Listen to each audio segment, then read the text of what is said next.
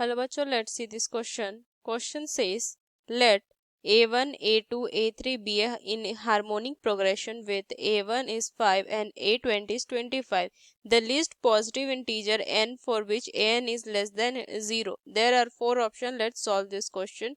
तो इस क्वेश्चन में सबसे पहले देखिए तो यहाँ से की कंसेप्ट लिखेंगे. हमें क्वेश्चन क्या दिया, हमें दिया है कि a1 a2 a3 क्या है, हार्मोनिक प्रोग्रेशन में है. ठीक, तो यहाँ से अगर हमारा ये हार्मोनिक प्रोग्रेशन में अगर है a1 a2 a3, ये हमारा क्या है HP में है, तो इसको AP में क्या उसके रेसिप्रोकल हो जाएंगे. तो a1 upon a1 1 upon a2 1 upon a3 ये क्या हो जाएगा, ये हमारा AP में हो जाएगा. ठीक, जिसका फर्स्ट टर्म हमें दिया हुआ है और यहाँ से हमें क्या दिया हुआ है, ये 20 टर्म दिया. अब यहाँ से अगर हम an टर्म का फॉर्मूला देखें AP का, तो क्या होता है हमारा a प्लस में n माइनस 1 इंटू डी ये होता है. ठीक, जहाँ पे a जो होता है फर्स्ट टर्म होता है, d हमारा क्या होता है, ये हमारा यहाँ से d जो होता है वो कॉमन डिफरेंस होता है. ठीक, अब चलिए इस क्वेश्चन को क्या करते हैं, हम सॉल्व करते हैं. तो यहाँ से हम क्या लिख सकते हैं कि 1 अपॉन में ये क्या दिया हुआ है, हमें यहाँ से 20 टर्म दिया हुआ है. ठीक, ये हमें कितना दिया हुआ है, यहाँ से देखिए यहाँ से हमारा a1 दिया हुआ है 5. अब यहाँ से a20 टर्म जो दिया हुआ है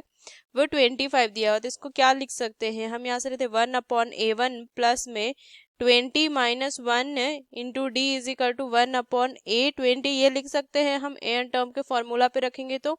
ठीक, अब इस क्वेश्चन को क्या करते हैं, सॉल्व करते हैं. तो यहाँ से क्या हो जाएगा, ये हो जाएगा 1 अपॉन 5 प्लस में क्या हो जाएगा 19d is equal to 1 upon में 25 हो जाएगा. ठीक, क्योंकि ये 20 टर्म जो कि 25 दिया ये लिख सकते हैं. तो क्या हो जाएगा 19d is equal to 125 minus में 1 अपॉन 5 ये हो जाएगा.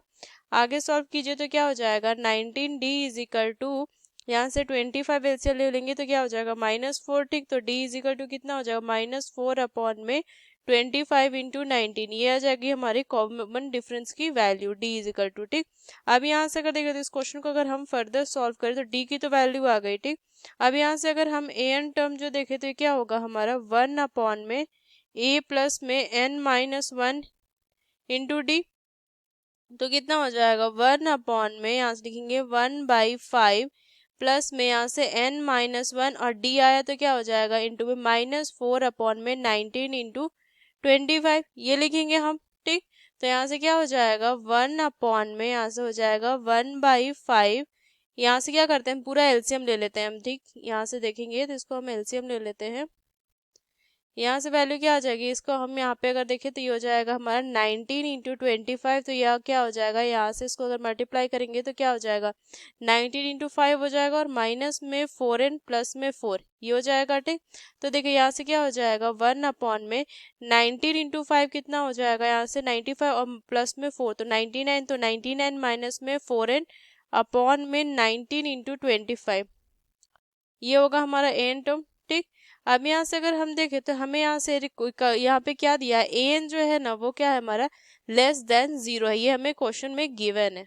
ये दिया हुआ एन जो है वो लेस देन 0 है. ठीक, तो यहाँ से अगर ये टर्म देखे ये पूरा जो टर्म आया है उसमें क्या हो जाएगा, ये हमारा लेस देन 0 के लिए क्या होना चाहिए कि ये जो टर्म होना चाहिए ये वाला ये क्या होना चाहिए 0 से हमारा क्या होना चाहिए कम होनी चाहिए इसकी वैल्यू, तभी तो ये पूरा जो वैल्यू होगा वो क्या होगा 0 से कम होगी.